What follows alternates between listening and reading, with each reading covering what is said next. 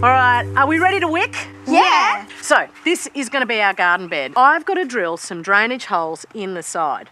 Do you two want to organise some soil while I do that? Yeah. Sure. All right. Now, the next thing we need to do is put a little outlet on there. We're going to use a little tap. We just have to carefully screw it in, get the water to the bottom of the pot. I reckon there's a bit of hose somewhere. Do you reckon you can see if you can find it? Yeah, sure. All right.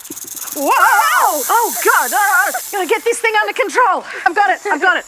That is a very lively hose. So this is just a bit of hose and we're going to put it down in the bottom of the pot. Plants drink from the bottom up, so the hose works like a funnel. For the first layer, we're going to be using these smashed up terracotta pots. Then, use a geotextile fabric or an old t-shirt if you have one on top. Looks good. This is to stop the first layer from mixing with the soil above.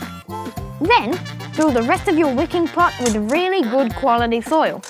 Lots of organic matter will help with the wicking. I think we're there. They look fantastic. Good job, team. It looks a bit empty. It's like we're missing something. Yeah, I just can't put my finger on it. The plants!